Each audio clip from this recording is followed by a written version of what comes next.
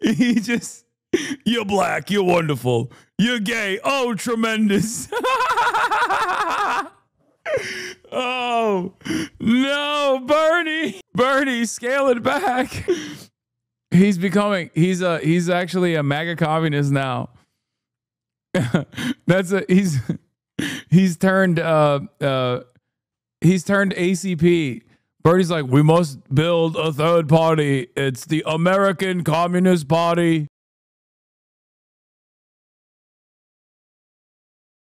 Anyway, on that note, let's take a look at what Bernard Sanders is saying on Andrew Schultz. Hey everybody, welcome to Flagrant. Our guest today is one of the only people in politics who hasn't traded conviction for convenience, and somehow he is still here. For decades, he has stood in the middle of the storm, unbought, unbossed, untethered, saying what so many were too afraid to say, that working people deserve dignity, that healthcare is a right, that the system isn't broken, it was built to screw you over. He has been mocked, sidelined, betrayed, and that's just Oh, it's that same lady that shits on me. It was built to screw you over. He is Bernie Sanders is an interview disaster. Totally cool, dude. Hamas supporter came into Australia. Lefties losing it. Lefty lunatic Hasan Parker, who celebrates Hamas atrocities, made a foothold in Australia this past weekend. Lefty lunatic Parker. Like, we don't have enough lefties losing it already here. Was I exaggerating? Perhaps a little bit. Perhaps. But if you were to close your eyes and you're Australian and you heard me do that voice and you had no idea that I was talking about Rita Panahi or whatever, I guess that's her name, you would know that I'm doing an impression of Rita Panahi. A dude from America. Lefties losing it. He's been mocked, sidelined, betrayed, and that's just by his own party. And still he shows up, not for power, not for fame, but because he actually gives a damn. In a country drowning in cynicism, he made people believe, maybe for the first time, that someone in Washington was I don't know. actually fighting for them. So please give a warm, flagrant welcome to the last honest man in politics from Brooklyn, New York, Senator Bernie Sanders. Hey, all right, I'm getting out of here. Still downhill. Okay, I have a question, okay? Listen, and this is probably a sensitive topic. Absolutely. And profits. And he doesn't care about the community that built up that team. That's right. It broke a young Brooklyn boy's heart, probably many. Okay, I don't care about this It stuff. seems like... You ready? Okay, I'm ready. All right, here we go. Is it a fair question? Yeah, it is a very fair question. All right, politics, what politics... Do you think Bernie looks comfortable in the interview because Andrew Schultz looks like a dude from his time? If I was Bernie, I would feel extra uncomfortable because he looks like a dude from his time, as in, like, one of the pilots in the German side of the conflict. So I would be extra uncomfortable as a 90-year-old Jewish man in the presence of someone that looks like Andrew Schultz. How politics is conveyed in the media is, who's running for office, what Donald Trump said, and all that stuff, and that's all important. But if you take a deep breath and you think about real politics, serious politics, what's it about? It's about three things, it seems to me. Number one, where are we as a country today? And that seems like a simple question. It is not a simple question. Okay, how did we get to where we are? And equally important, where do we want to go in the future? Amen. Right? Yep. Reasonable questions? Absolutely. All right. He Andrew, doesn't where are look we that much anymore. He cut the he no longer has the undercut. today? We're in New York City, New York. What do you mean, where are we politically? No, where are we as a country? nation? Oh, And what are the things that we should be looking at? If I asked you, how are we doing as a nation? I would say we're struggling financially. Good. That's right. I think, yeah. Quality of life. I think quality of life That's exactly right. And I think that we are disillusioned with the institutions that should be supporting and protecting us. Excellent. All right. So that's right. All that's right. So let's start off with, in one sense, we are the richest country in the history of the world, right? We have enormous wealth. Yep. Does that wealth apply to the vast majority of the people? Absolutely not. Not. So unbelievably, and nobody talks about this. You ask me, we start off on the Democratic Party. The first thing you got to do is be honest with people and say, look, this is where we are at. We can blame whoever you want, but this is where we're we're at. here. Yeah. All right, they don't acknowledge that. So you're living in a country where 60%, let me underline that, 60% of people live paycheck to paycheck. Yep. Got it? I grew up in a family that lived paycheck to paycheck. All right? Where paycheck to paycheck is living under enormous stress. How long has Hasan been away from his chair? Approximately 30 seconds. I went and I grabbed a soda. Got to pay the rent. What happens if my landlord raises my rent? What happens if my kid gets sick and I can't afford to take him to the doctor? You know, what happens if my car breaks down? You know that significant numbers of people in this country, you have money, you don't think about it. But if you don't have any money and your car breaks down. Serious question, how can they fix the issue of Jews not having a state then? Also free Palestine? What do you mean Jews not having a state? That's not how that works, man. Up until recently, there were more Jews living in the United States of America than there were in Israel. Just when you slap Jew behind a statement like that, I think a lot of people don't realize that like what you're saying is you want an ethno state. Okay? That's ridiculous. Meaning their own country. I know you're meaning their own country. But what you're describing is an ethno state. Do you get it? Do you understand? That's not how this works. You don't get to have an ethno state, and you certainly don't get to have an ethno state on someone else's land that you are constantly occupying and killing the indigenous population over the course of 77 years. It doesn't work that way. Unless you're a racist, in which case, you know, I don't think you are. From my understanding, Israelis are fighting for a right to exist somewhere. Israelis is not a real thing, first of all. I mean, it's no nation state is a real thing regardless, but like Israel is a settler colonial franchise. What you're talking about is a settler colonial occupation that started far before Israel was invented out of whole cloth. And it started on land that didn't belong to them. This doesn't mean that like Jews should not be welcome. That would be insanely anti-Semitic. My point is, like even the migration patterns into historic Palestine, if it yielded a completely secular nation state and wasn't like a violent endeavor, a violent settler colonial enterprise, it would be perfectly fine. People move from place to place all the time. There's migration patterns oftentimes from colonies to the host nation. Like if you are asking, I mean, the great question here is like, you should be asking yourself, is it okay for the whites to have an ethno state? Do you think white Christians should have an ethno state?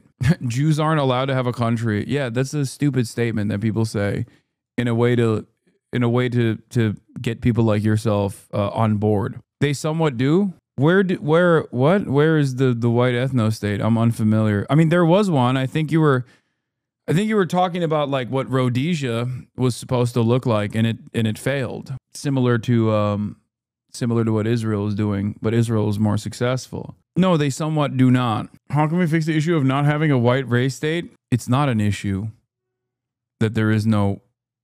What? What's going on? A lot of races are getting comfortable. Europe was all white ethno states for 2,000 years. That's amazing. White Germans aren't allowed a country that's all of Europe. White ethno states, so all of Europe for 2,000 years. Dog, the concept of what you consider to be a white ethno state is so funny if you think that for 2,000 years there were white ethno states in Europe. First of all, 2,000 years ago, the domineering force on the European continent, they would laugh at you if you were to try to point to that and say that they're white. Whiteness in that regard was being a part of the socio-political construct, the in-group, okay? These people were not white in the way that you understand it. Yeah. Have the Slavic states at any point considered each other white? How do you fix the issue of furries not having a state? I know, that's the most pressing issue. I get your point, but what do I say to Kurdish people who want the same thing? Sorry for the repos. Yeah, Kurdish people live there. That's the difference. Kurdish people are 35 million without a nation state at all. Okay? And that already is a complex subject that is a massive, massive point of contention that America loves using against all of the other surrounding countries in the region. Having said that, Kurdish people did not settle there by like the British Empire, okay? They weren't like settled on that land and they previously used to live in Europe. They were there. Like they were there and then they were displaced. There's a difference. Let's continue. It's over. And it's $1,000 bill to get it fixed. Yep. And you can't afford it. You tell me what happens. Yep. All right. Bottom line is you got millions. What about Islamic fundamentalist states like Iran that expelled their religious minorities? Is that just not as bad? First of all, do you think, like, even if I were to say that what you're describing is 100% correct, do you think I would defend that? Like, I don't even think that's correct. But even if it was, why would I fucking defend that? Think. Would Israel like being compared to Iran in any capacity? I don't get it. No, I don't think it's appropriate to fucking expel any kind of religious or ethnic minority. I don't agree. Also, I don't think Iran is a ethno-state anyway. And millions of people, working class people, lower income people, struggling to put food on the table. Okay, that is the first profound reality. And the question we've got to ask, why is that in the richest country on earth? All right, that's number one. Number two. Turkey's been described as an ethno-state and how it feels being there. Yeah, there is this need to make everyone Turkish, but also suppress other aspects of identity for the sake of Turkishness. Example, see the Kurds.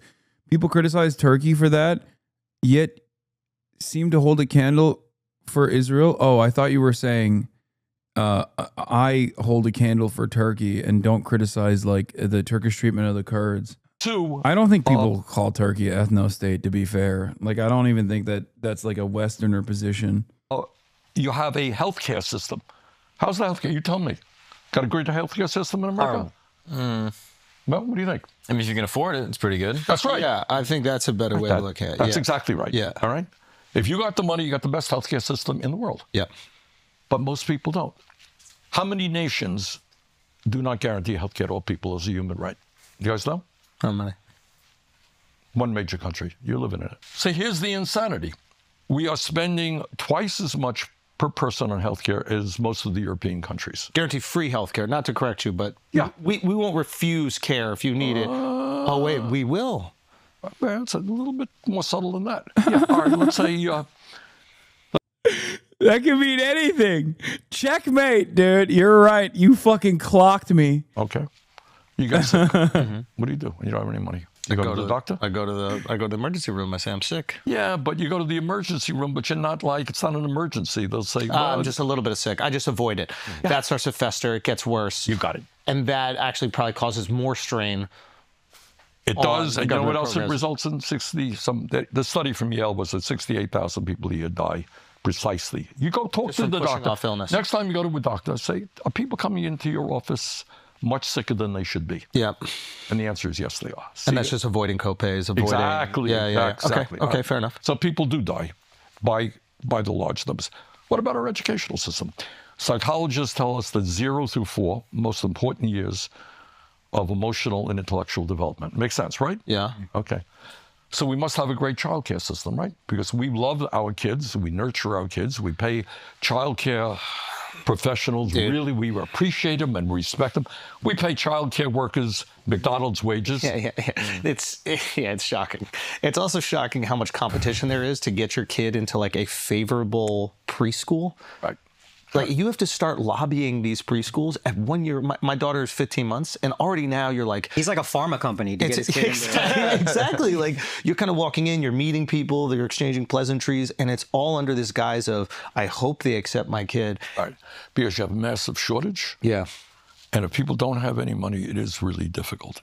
And so I don't know what it costs here in New York City. I wonder if this conversation will bear fruit, like something new, unique, or different. You know what I mean? Like, shits on Elon, Citizens United, super PACs. Like, we've heard this so many times. Here, let's see what he says about Israel. Let's pivot to Israel right after this Blue Chew ad. That's amazing.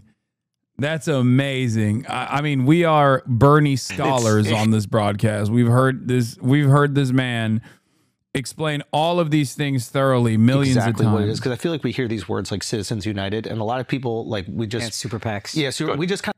More military aid to Netanyahu's extreme right-wing government to do the horrible things that are going on in Gaza right now. As you may know, as we speak, it's horrible. Absolutely. Children are starving to Absolutely. death. Malnutrition, growing, and all that stuff. All right. I introduced legislation to say we're going to block the sale of certain military weaponry to Israel. I got 15 Democrats to support me. I got 0 Republicans. Why do you think more Democrats didn't support me? Because if Democrats support me, they will have to take on AIPAC. You mentioned Jamal Bowman. Yeah. Well, that's what you're talking about. What'd they spend, like 15 or 20 million to get him out of there? This is up in Westchester, too. You got it. Okay. Cory Bush in Missouri, St. Louis, was defeated. A woman in the state of Washington. Also, banning me earlier didn't make you being a joke disappear law. Brother, like Asmongold, I think it's fine if you considered me to be a joke. That's more of a self-own than anything else. Washington, Pramila Jayapal's sister ran. So if you want to... Sorry, I had to watch the VOD, read Chatter's comments. Chat is saying there shouldn't be a Jewish country because that's racist, but hello, there are Muslim countries. Am I missing something? I'm legit not trolling, trying to understand both sides. Yes. If there was a group of Muslims that were shipped into another country, a Christian country, okay, and forced every single person out of their ancestral homelands, and then basically fucking decided this is ours now, and dominated the indigenous population. You know what you would call that? You'd call that ISIS. That's what ISIS did, and that's precisely what Israel is doing. When you say like, oh, there are Muslim countries that exist. Oh my God, people are saying the UK. Okay, I can't tell if you guys are fucking joking about what racist people say or if you're actually personally racist. The UK though? Oh my God, are people legitimately saying that is what is happening in the UK? Is like Muslim migration into the UK is forcing out the indigenous Ingerlanders? Wait, they want Sharia? No, what are you saying? There is 0% chance I have this many fucking there's this many dumbasses. Just because there's a bunch of white people doesn't mean it's an ethno-state chatter. Yeah, it's like, let's be honest. You're telling me a American of Muslim background living in the United States of America who knows many Muslim people in the UK that actually the Islamic migration into the UK is actually an invasion, and they are trying to do Sharia law in the UK. There's a white genocide happening in the UK. White people are so crazy, bro. They literally think they invite, first of all, they dominate the entire planet. And then when the people from those colonies go, okay, we want to come there, they fucking at first say, yeah, that's actually a great idea because we need cheap labor. And then they go, wait a minute, I don't actually like it. There's too many brown people around me. What the fuck do you mean? Well, you shouldn't have colonized the planet then. What are you talking about? And especially as it pertains to the United Kingdom, you should be fucking kissing the feet of all the Muslims that came to the goddamn country and all the people that came from the Caribbeans, all the people that came from India, so that you can actually eat something that isn't fucking jellied eels for once. Oh my God. You should literally be celebrating all of the immigration that took place so that there is like some semblance of diversity on the fucking island. God damn. Give me the option of beans on toast. Give me the option of fucking beans on toast. By the way, this person is quickly unwinding his argument. Give me the option of beans on toast and jellied eel versus Sharia and fucking doner and kebabs. I'm taking Sharia. I'm literally taking Sharia law. Okay? I'm taking hello meat and Sharia law as long as we got the fucking donors, right? Fucking hell. Instead of the mushy peed, yeah? Could happen to the West. What? You know, there's some belief that Jewish communities in Palestine gain influence by acquiring significant amounts of land. Could happen to the West. What? What are you saying? Speak out against Netanyahu's government and oppose military sales. AIPAC, which is also funded by billionaires who support both Democrats and Republicans. So we'll go after. How can they do this effectively? Like, how can they sway a vote if the people don't support the idea? You know how you do it? How? This is rather amazing. Great question.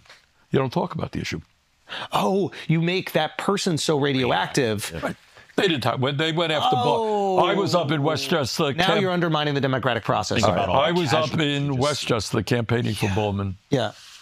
And I supported Cory Bush as well. To the best of my knowledge, and I'm 99% sure I'm right, they didn't say one word about Israel.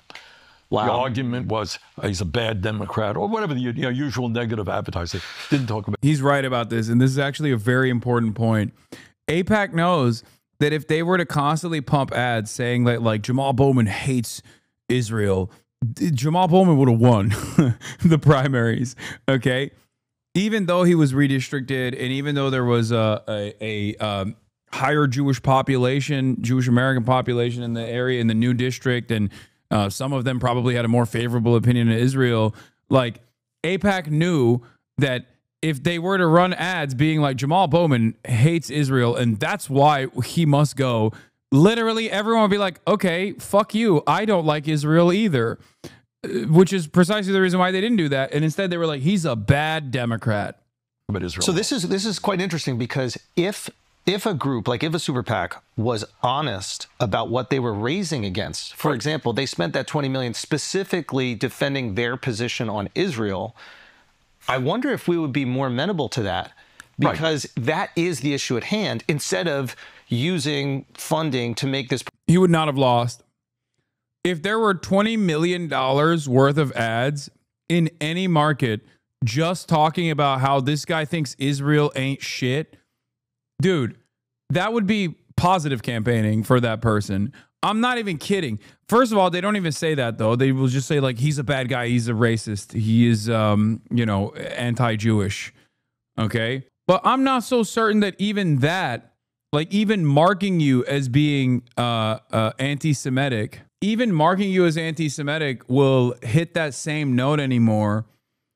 Because, like, most people translate it to being anti-Israel. They don't even, or even more damaging, most people don't associate that with a negative connotation, which is really fucked up and scary for the future of this goddamn country. But, like, a lot of people, even in more progressive communities, I think, a lot of people in more progressive communities, I think, look at that and they're like, oh, yeah, all right, here we go. This guy said something mean about Israel, and now AIPAC, the Israeli lobby, is pushing this idea that this is an anti-Semitic person radioactive, which they might not exactly be, and undermining it is duplicitous. You're undermining the people, and that's where you remove. Wow, that's a very good point. All right, what is a janissary, and why were you joking about it? Please describe to me this joke that you made, so that I can get mad. Have unlimited amounts of money. But your point is, hey, if that's what your goal is, be honest about it. And I say this with you because you raise money not from a few billionaires, but like you guys raised, what is it, Sunrise and then Democrat Justice or Democracy Just.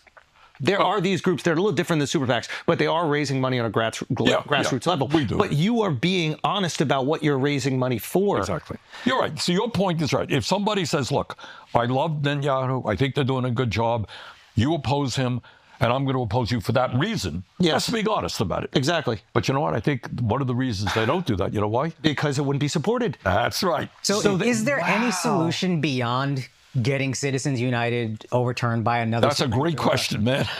Thank you. You're asking really good questions. We're working on it right now. And here is, without going too much into the weeds, we need to end Citizens United. That's not going to happen tomorrow.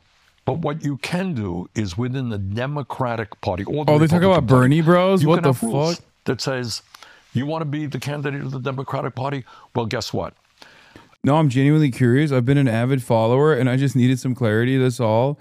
Janissaries are a part of the Ottoman Empire's like specialized forces that were stolen as non-Muslim boys at an early age that were trained for combat. They are the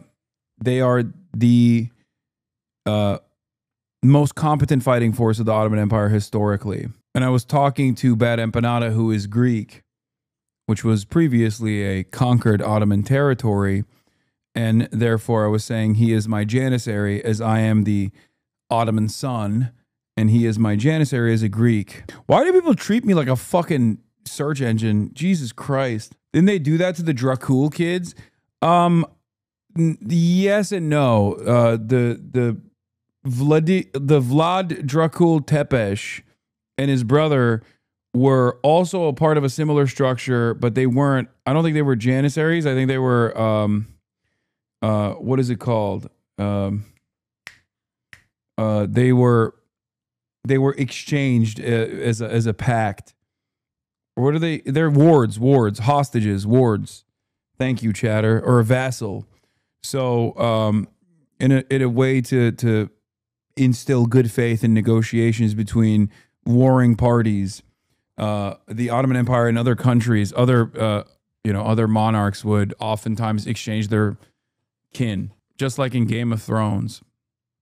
And then those wards would, of course, get proper training and all this stuff. And I will never forgive Vlad the Impaler for turning on the Mehmed the Conqueror, the greatest conqueror of all time, 1453, best year of my life, only to be assassinated many, many years after the crimes that he committed by impaling a bunch of Muslim people in, I think, what is now known as Romania. Actually fucked up. Yes, Vlad the Impaler is also the actual historical figure. Vlad the Impaler aside is like what is used as a reference point for what is known for Dracula. Like that's like there's a real guy, Vlad Dracul Tepes, and that is what became known as Dracula. He was a real crazy dude. You tell, and this is again tricky, you tell that you announce very clearly you do not want any super PACs supporting you. And by the way, if super PACs support you, for every dollar they put in, we're going to put another dollar in supporting you. There are... I wish I could hear Bernie say, it isn't cap. I forgot why I was obsessed by the year 1453, best year of my life. Question we want to ask about what happened to you in 2016 with this Bernie Bros movement, where your followers are seeing they have a racism problem, a misogyny problem. Do you think that's a super PAC thing behind that? That was the Democratic establishment. That was the... Wow. Okay. You know, that was just, they were sitting there. We had a lot of young people. We had people of color, and you know, they create this kind of myth with the help of the corporate media and all that stuff. You know, it's kind of interesting to that note is during this election, the podcast space, which the Democrats largely avoided, they feel had some influence in the election, and they started to label us the podcast bros and said that we were sexist and we were racist and bigoted. It's almost like it's the exact same strategy to get you out of there. Yeah, that's what the liberal elite China does. They run away. Look, getting China. Again, I would hope that everybody who's watching the program is that we as a nation have got to end all forms of bigotry, right? Yes. That I start off as a basic assumption. Unless it's to your close friends, right? Yeah, whether it's racism or sexism, homophobia, or xenophobia, whatever it is. But, and, you know, liberal Democrats talk about that all the time. And then you get to what we call identity politics. Yeah. That you're black, you're wonderful, you're tremendous, you're gay, you're the greatest human being on earth. Yeah, yeah. And rather than say, what do you Him trying to explain identity politics while also being 85 is hilarious. He's just he did not do a good job with that at all. Like I know what he's trying to say, and he failed to say it. Okay, he just, you're black, you're wonderful, you're gay, oh tremendous. Oh no, Bernie, scale it back. He's actually a MAGA communist now. He's turned ACP. Bernie's like, we must build a third party. It's the American Communist Party. We must maintain a level of nationalist fervor amongst ourselves. stand for? Exactly. Gay, that's fine. Who cares? Yeah, yeah. But what do you stand for? Yeah. You know, it's every... He didn't say anything wrong, though. No. He was trying to say, I don't give a shit what someone's background is. I care about what you stand for, which he follows up with. But in the beginning, he was like, oh, yeah, everybody thinks gay people and black people are tremendous. gay person, brilliant and wonderful and great? No, of course not. Everybody's a human being. Yeah. So the issue is what you stand for, which gets you back to what we discussed earlier, class politics, in the sense of which side are you on? Are you going to stand with working families? Are you going to raise the minimum wage to a living wage or not? Are you going to fight to guarantee health care to all people or not? Are you going to demand that the wealthiest people start paying their fair share of taxes or not? Those are the issues. And no one cares what color you are, you know, what your gender is, et cetera, et cetera. I'm sorry. I do feel like vowing to stop taking super PAC money is a great first step, but also being an honest politician. You put up a bill to stop the sale of weapons to Israel, and there's no amount of money AIPAC can spend to not get you reelected. And I feel if we had more honest politicians, then courageous ones. Yeah, you raised. This is a very this is a good discussion. Why are you shocked? Wow, this is a good discussion. I'm shocked because I do a lot of media stuff. You're asking questions that are not often asked. This episode has been promoted by Walter O'Malley's foundation. All right. It's a painful issue. I mean, because I deal with it every day in Washington. You're running for office. If you, in your heart, understand what's going on in Gaza right now, and again, it's almost painful to talk about it. The United States is complicit in this. Damn, these numbers are not that great, bro. What the fuck? Only 200,000 views in 10 hours? Hold on. And there is some truth to that.